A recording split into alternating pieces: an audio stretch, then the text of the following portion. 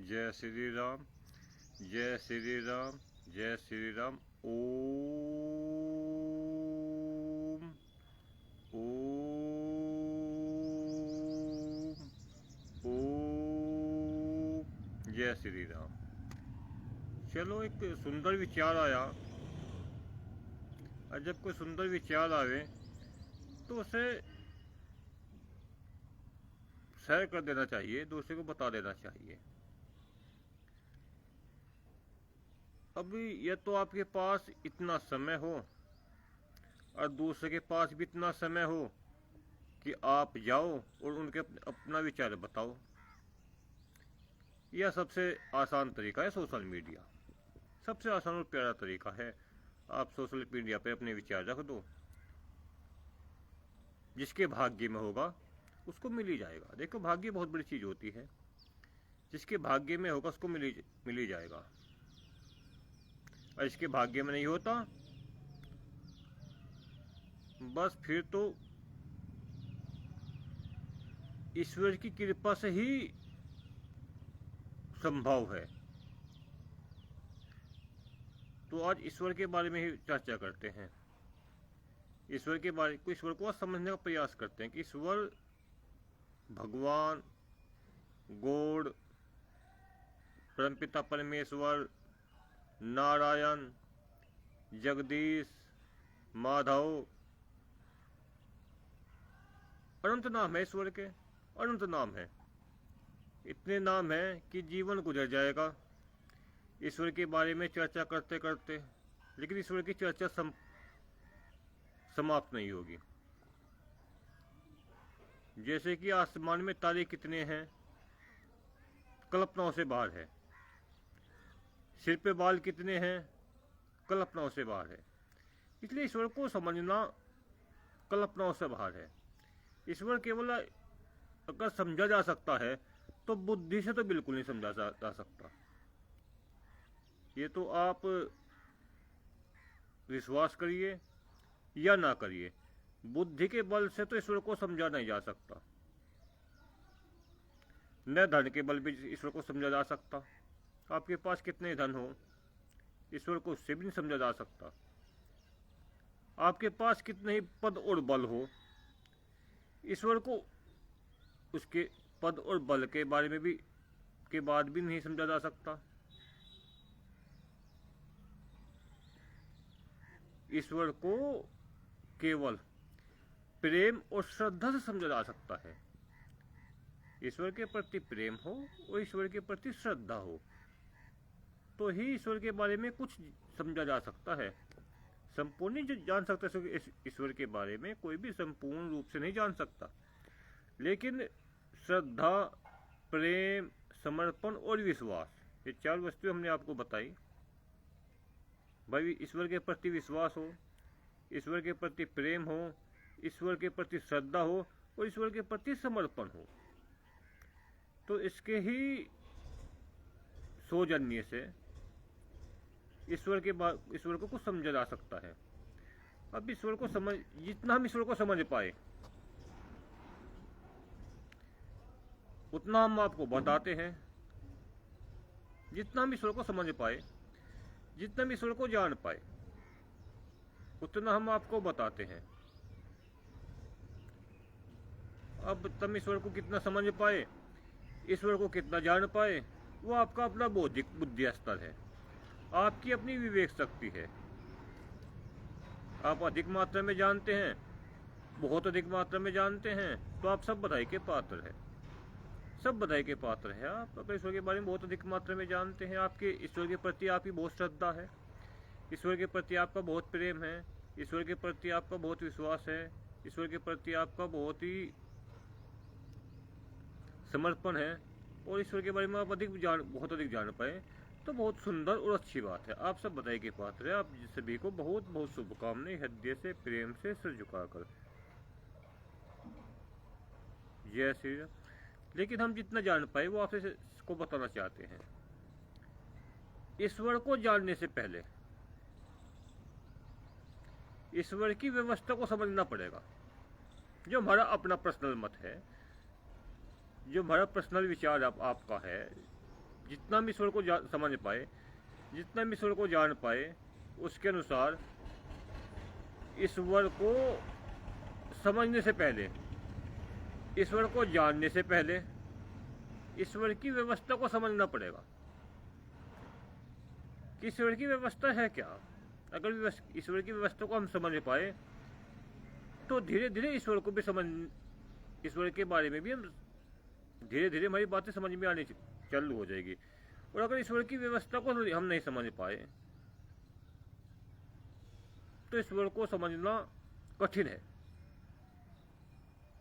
भाई हर चीज का एक प्रोसीजर हो, हर चीज का एक प्रोसीजर हो। जैसे कि गाड़ी बाई ओर चलती है तो हर चीज का एक प्रोसीजर है। तो इस चर्चा करते हैं ईश्वर की व्यवस्था। आखिर ईश्वर की व्यवस्था है क्या?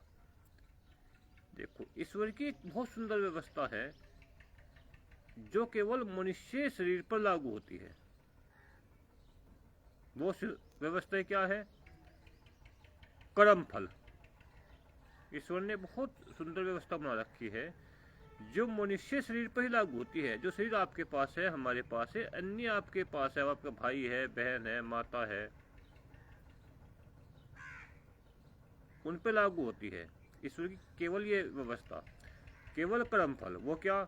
जैसा कर्म करोगे वैसे ही फल ईश्वर आपको देगा।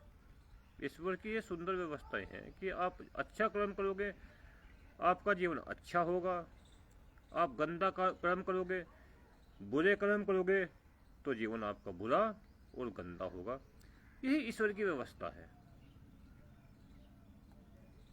ये अन्य शरीर जितने भी है, मनुष्य शरीर को छोड़कर, जिसमें जैसे हमारे शास्त्रों में 84 लाख योनियां कही गई है, या आप कितनी भी योनियां मानते हो, प्रत्यक्ष 20-30 तो हमें दिखा देंगे आपको। आप देखना, गाय देखना, भैंस देखना, घोड़ा देखना, बकरी देखना, कौवे देखना, चिड़िया देखना, सांप देखना, नेवला देखना, चूहा देखना, कीड़ी देखना, मकोड़े देखना, और अन्य पक्षी है,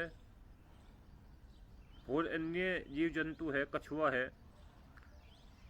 ये सब 84 लाख योनियों के अंदर ही आता है। तो इन पर छोड़ के 84 लाख योनियों में, या जितनी भी योनियां होती होगी, 10 मान लो आप, 2 मान लो, 1 मान लो, या जो इतनी भी आप मानते हो अपनी श्रद्धा के अनुसार उतनी आप मान लो, कोई दिक्कत वाली बात नहीं है। जय श्री राम, जय श्री राम। तो इन पर ईश्वर की व्यवस्था लागू नहीं होती। समझे ना आप? भाई पहले ईश्वर को जानने से पहले ईश्वर की व्यवस्था को समझने का प्रयास करेंगे तो इन पर किसी पर भी ईश्वर की व्यवस्था लागू नहीं होती। सब ईश्वर की व्यवस्थाएं मनुष्य पर लागू होती है। पाप और पुण्य केवल मनुष्य पर लागू होता है। हम पर और आप पर, सब पर पाप पुण्य लागू होगा।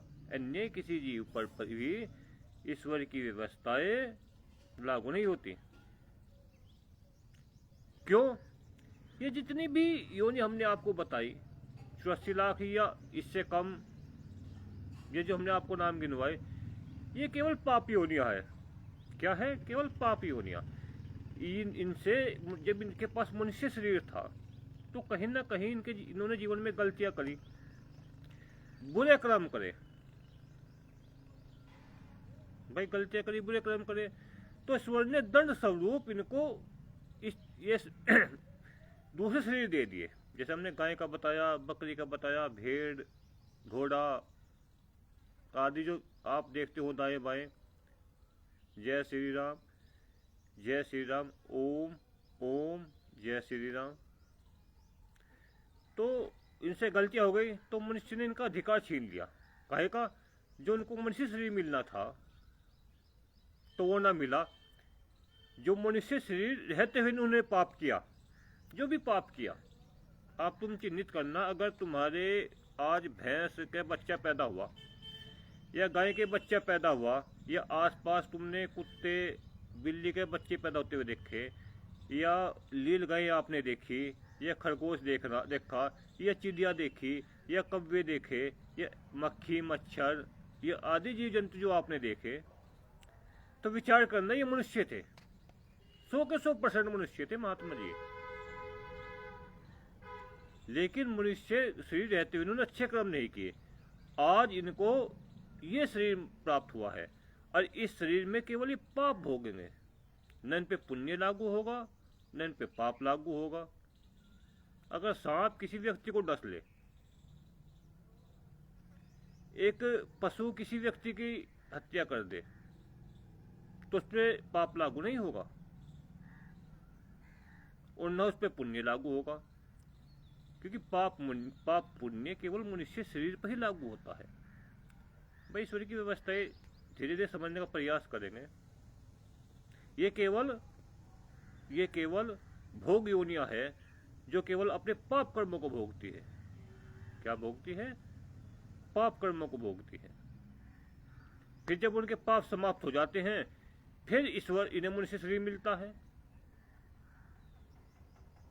फिर इन्हें मनुष्य शरीर मिलता है। और मनुष्य शरीर रहते अगर ईश्वर की व्यवस्था को फिर न समझ पाए, इन्होंने फिर जीवन में पाप और बुरे कर्म किए, फिर इनको अन्य शरीर प्राप्त होगा, और ये चक्र लंबे समय तक इस तरह चलता रहेगा। कभी मनुष्य शरीर, कभी अन्य शरीर, कभी अन्य शरीर, कभी मनुष्य शरीर, इस तरह ही चलता रहेगा ये, क्योंकि ईश्वर की यही व्यवस्था है। वो कैसे? जैसे सूर्य का चक्कर पृथ्वी कितने समय से काट रही है, आपको मालूम नहीं, हमको मालूम नहीं। सूर्य आसमान में कितने समय से चमक रहा है, पूरब से निकलता है, पश्चिम में छिप जाता है, पूरब से निकलता है, पश्चिम में छिप जाता है। काफी दिनों से तो हम देख रहे हैं, और देखते रहो कि पूरब से निकलेगा, पश्चिम में छिपेगा। चंद्रमा का चक्कर पृथ्वी काट रही है, सॉरी बोल गए। सूर्य का चक्कर तो पृथ्वी काट रही है निरंतर समय तक ईश्वर की व्यवस्था के अनुसार, और पृथ्वी का चक्कर चंद्रमा काट रहा है, निरंतर घूम रहा है। तो ईश्वर की व्यवस्था इस तरह चल रही है, जैसे सूर्य चमक रहा है, चंद्रमा चमक रहा है, अपने समय समय पर पूरब से निकलता है, धीरे धीरे पश्चिम में जाकर छिप जाता है, और लंबे समय तक यही प्रोसेस चलता है। ये ईश्वर की व्यवस्था चलती रहेगी। अब इससे बचा कैसे जा सकता है, इस पे चर्चा करते हैं थोड़ी। ईश्वर की व्यवस्था तो आपने समझ ली, और अपने बुद्धि से समझने का प्रयास करना कि जीवन में मनुष्य शरीर रहते हुए केवल अच्छे कर्म करो, मनुष्य शरीर रहते हुए। बस अगर आप अच्छे कर्म करोगे, शुभ कर्म करोगे, श्रेष्ठ कर्म करोगे, तो आने वाला भविष्य आपको अच्छा ही मिलेगा, इस शरीर के रहते हुए भी, या आपको अन्य शरीर मिलेगा, वो भी मनुष्य शरीर मिलेगा, अच्छे कुल में मिलेगा, अच्छे परिवार में मिलेगा। भाई एक बच्चा अपंग पैदा हुआ, एक बच्चा गरीब के घर पैदा हुआ, एक बच्चा पैदा होते ही उसके शरीर के अंग काम करने बंद कर देते हैं, यह पैदा होते ही मृत्यु को प्राप्त हो गया, तो कहीं ना कहीं उसके बुरे कर्म रहे। कोई एक बच्चा स्वस्थ शरीर लेके पैदा हुआ, एक बच्चा अच्छे कुल में पैदा हुआ, एक बच्चा धनवान परिवार में पैदा हुआ, एक बच्चा श्रेष्ठ परिवार में पैदा हुआ, तो कहीं ना कहीं उसके पिछले कर्म बहुत अच्छे रहे हैं। यही ईश्वर की व्यवस्था है। जय श्री राम, जय श्री राम ओम। तो ईश्वर की व्यवस्था को समझने का बस यही प्रयास है, केवल कि जो ये मनुष्य शरीर मिला है, इसमें कम से कम प्रयास करे, पाप कर्म कम से कम हो, श्रेष्ठ और अच्छे कर्म अधिक से अधिक हो। और इस श्रेष्ठ और अच्छा कर्म इसमें एक ही है, आप परमात्मा का नाम लो ना लो, कोई जरूरी नहीं है। आप श्री राम करो ना करो, आप गायत्री मंत्र जपो ना जपो, कोई जरूरी नहीं है। ईश्वर ये नहीं कहता कि तुम मेरा नाम ले, ईश्वर का नाम लेने की कोई जरूरत नहीं। हम तो नहीं मानते ईश्वर का नाम आपको लेना चाहिए, बिल्कुल नहीं लेना चाहिए।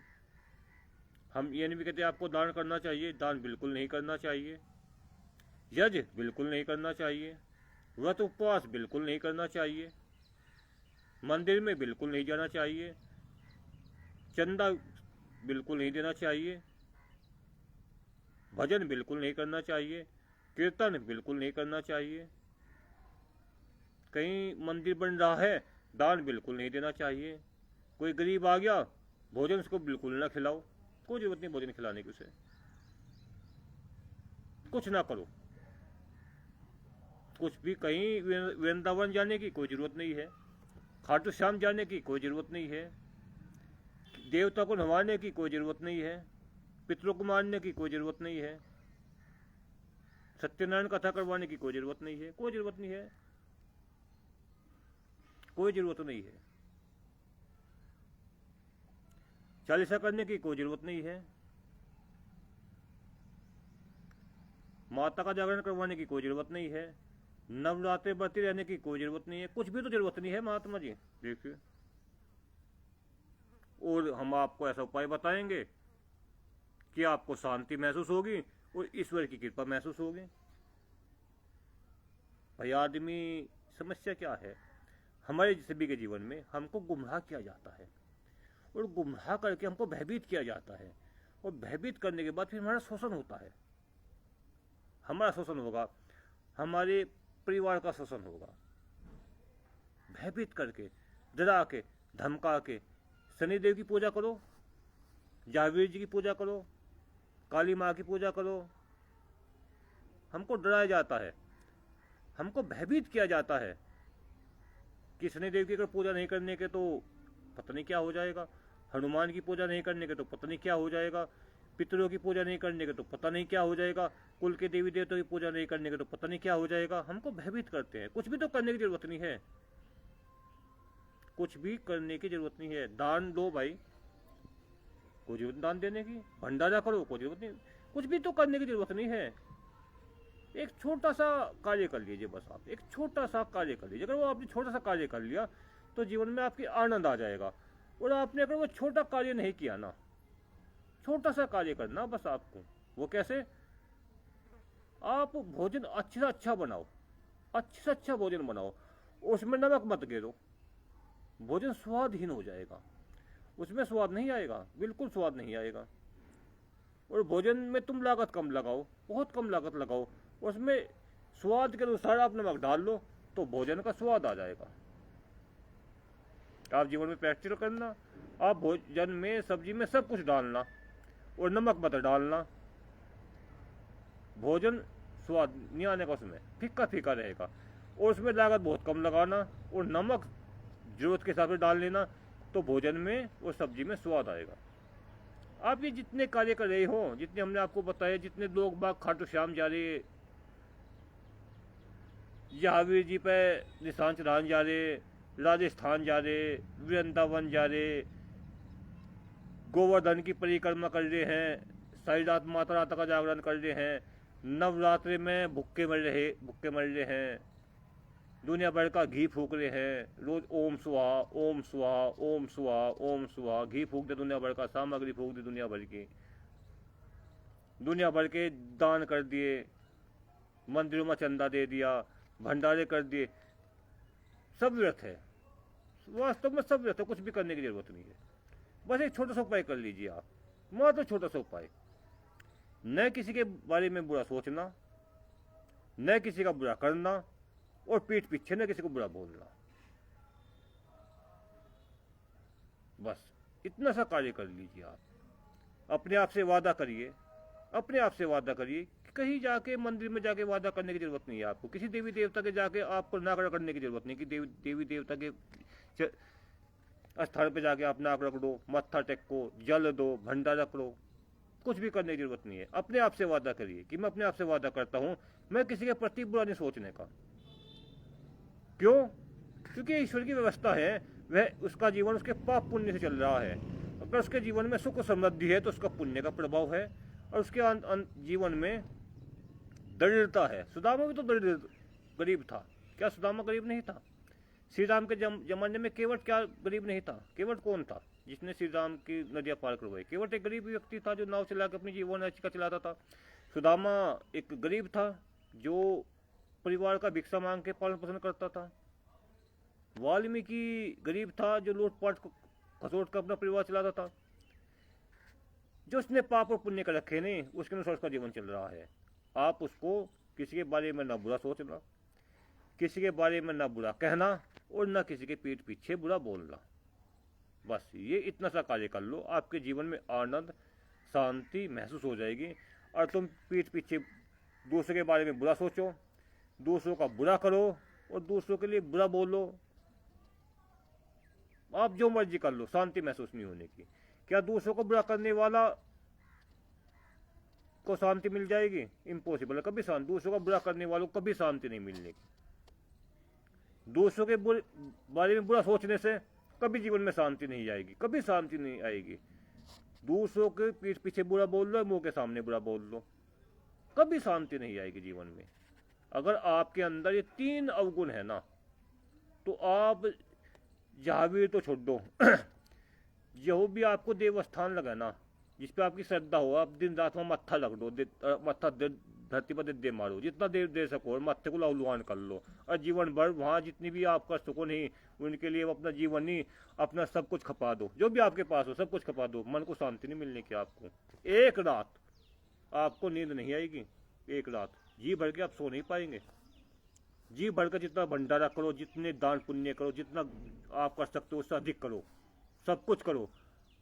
अगर आपके अंदर ये अवगुण रहा कि दूसरों के पीछे बुरा बोलना, दूसरों के दूसरों के बारे में बुरा सोचना, दूसरों को बुरा बोलना और दूसरों को बुरा कहना, अगर ये आपकी प्रवृत्ति है, सब कुछ करने के बाद भी आपके मन को शांति नहीं मिलेगी और न ही ईश्वर की कृपा मिलेगी।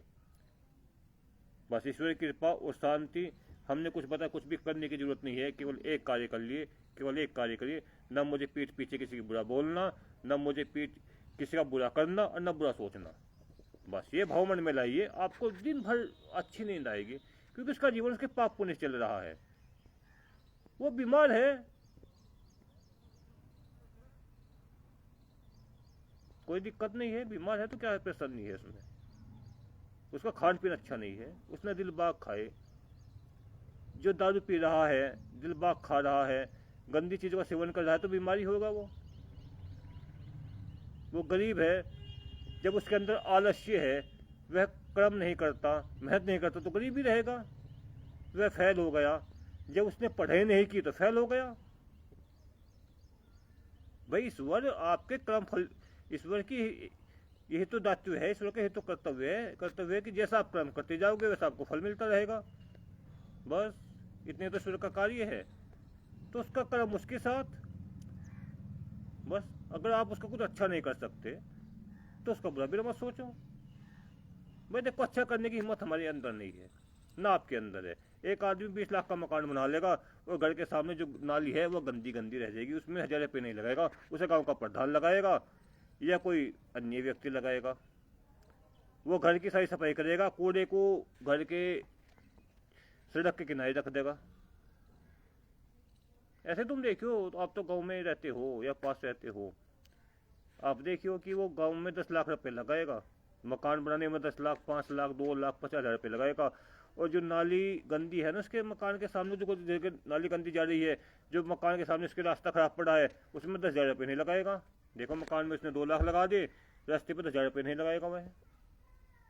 आप गांव में इस तरह की देखना व्यवस्था है। गांव में कभी आप जाइए कि मकान में तो आपको 10-10 लाख रुपए दिखाई देंगे, लेकिन 10,000 रुपये आप रास्ते ठीक करवाने में नहीं लगाने के, अपने घर के रास्ते पर ठीक करवाने में आप 10,000 रुपये नहीं लगाने के।